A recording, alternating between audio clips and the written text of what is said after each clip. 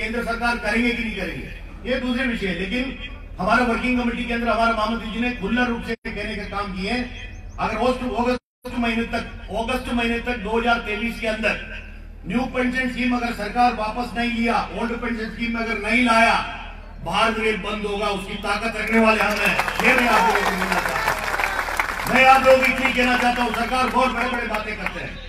Vande Bharat express running साहब की बात की, हमारे मनोहर पारिकर जी ने, प्रयाग जी ने बात की, मंडल मंत्री जी ने बात की।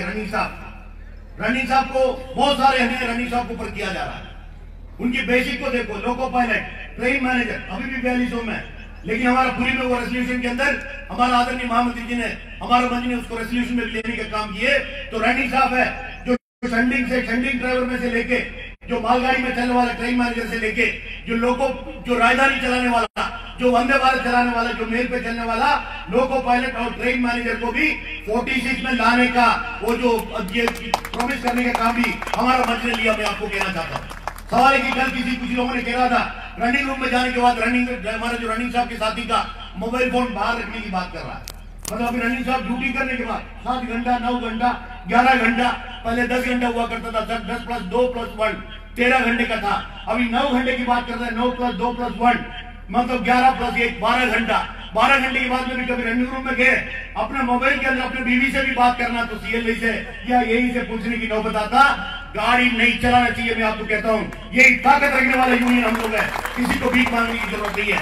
मैं हर जगह में जहाँ कहीं भी जाता मैं लोगों को कहता हूँ, रनिंग साहब मैं खुद भी हूँ, है ना। हमारे मुंबई के अंदर भी जब स्पॉट वाला मामला होता, सिग्नल पासिंग डेंजर, और हर मीटिंग के अंदर सीआरपी से लेकर जितने भी मीटिंग होता, पहला आइटम रहता स्पैड के ऊपर।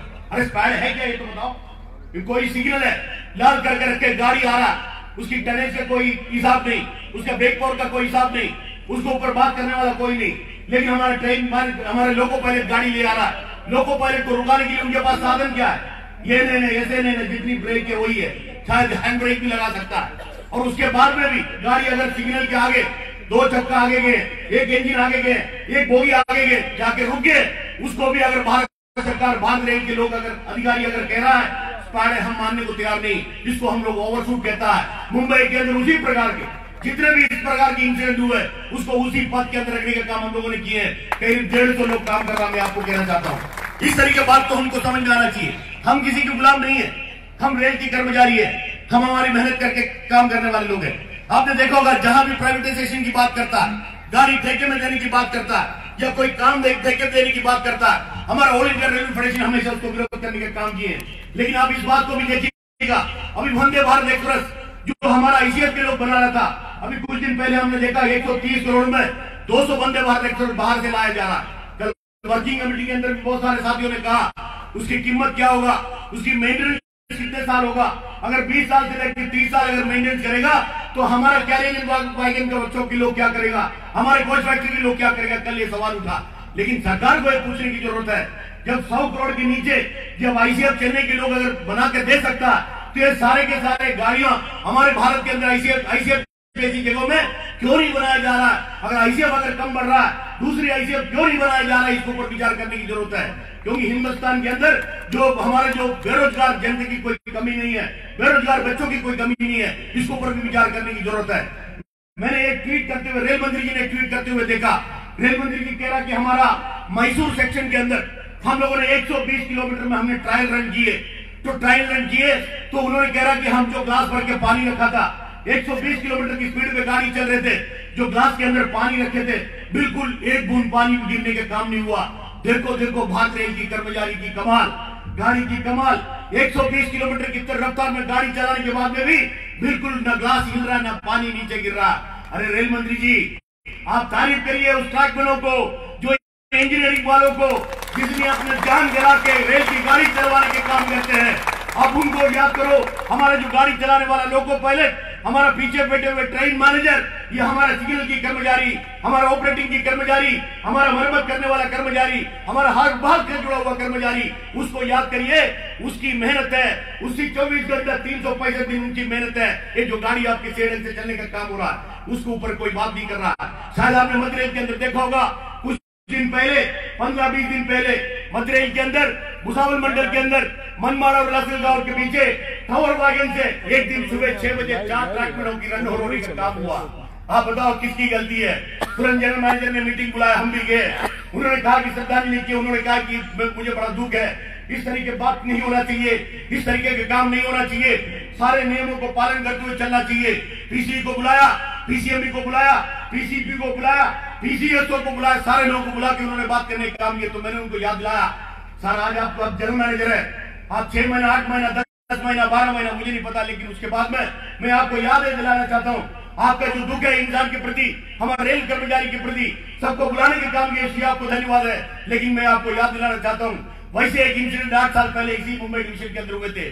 कल्याण के अंदर पुल के नीचे दिवाली के दिन एक दिन सुबह 4 ट्रैकमैन की रन होने का काम हुआ।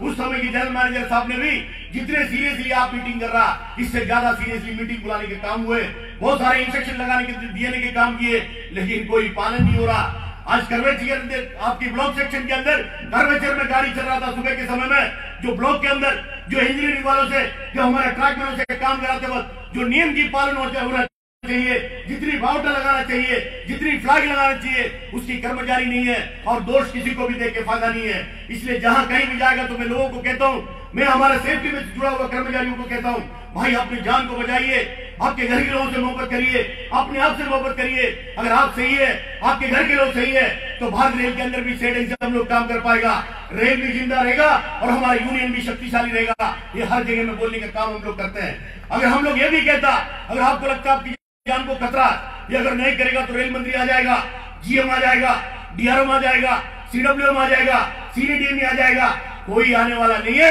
लाल झंडे की यूनियन आपके पीछे है, कोई बाल का बाका आपका कर नहीं सकता। मैं आपको कह सकता हूँ, ये विचार हमारे दिल में होना चाहिए। मैं कहने के लिए बहुत सारे बात है साथियों, फिर समय की सवाल है, क्योंकि लड़ाई करने के बगैर कुछ मिलने वाला नहीं है। 10 तारीख से लेकर 20 तारीख तक ऑल इंडिया रेलवेमैन फेडरेशन के आह्वान पर हम लोगों ने सिग्नेचर कैंपेनिंग की है। लेकिन नए बच्चों के मैं पूछना चाहता हूँ, मंच पर भी मुझे लगता है सब ओल्ड पेंशन स्कीम के लोग बैठे हुए हैं। ऐसा आप मुझे भी बोलता कि युवा युवा युवा, जितना बोलता उतना युवा में भी नहीं है, मैं भी ओल्ड पेंशन स्कीम वाला है। आप इस बात को मानिएगा, इस बात को। बहुत सारे लोग पूछ रहा था कि नीचे से जो अभी बात किया न्यू पेंशन स्कीम के विरोध में जितने हैं, हमारे जो महामंत्री जी के जो आंदोलन के सपोर्ट में हाथ ऊपर करो।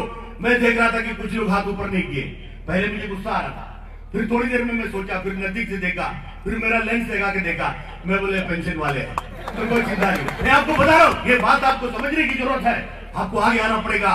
व्हाट्सएप में खेल के काम नहीं चलेगा। हमारा न्यू पेंशन स्कीम के विरुद्ध में यही महामंत्री जी ने पार्लियामेंट के सामने मोर्चा निकाला था। कितने लोग आए थे आप सोचिए, हमारे नौजवान साथी कितने आए थे सोचिए।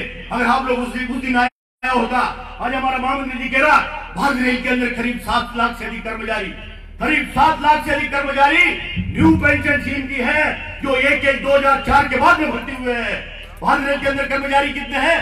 मुश्किल से 11.5 लाख, मतलब आधे से ज्यादा कर्मचारी न्यू पेंशन स्कीम के हैं। जिस दिन पार्लियामेंट के सामने मोर्चा बुलाया गया था, हमारे नेतागण तो सारे थे, लेकिन मुझे नहीं पता, मेरे अपने रेलवे की भी बात मैं कर सकता हूँ। मुझे लगता है 10% भी जो युवा साथी जिसको न्यू पेंशन स्कीम आने के काम नहीं हुआ। इसलिए आपको मैं कहता हूँ, मोबाइल से उतनी मोहब्बत मत करिए, मोहब्बत करिए संगठन से, मोहब्बत करो अपने यूनियन की ताकत बढ़ाने को, तब काम होगी। मैं आपको कहता हूँ, कभी गाड़ियों में हम लोग मुंबई वाला लोकल की गाड़ियों में सफर करने के काम करते हैं, लोकल की गाड़ियों में बैठा, आजकल मैं देखता हूँ सबके पास मोबाइल रहता है, कोई भी आदमी एक दूसरे की चेहरे पे नहीं देखता।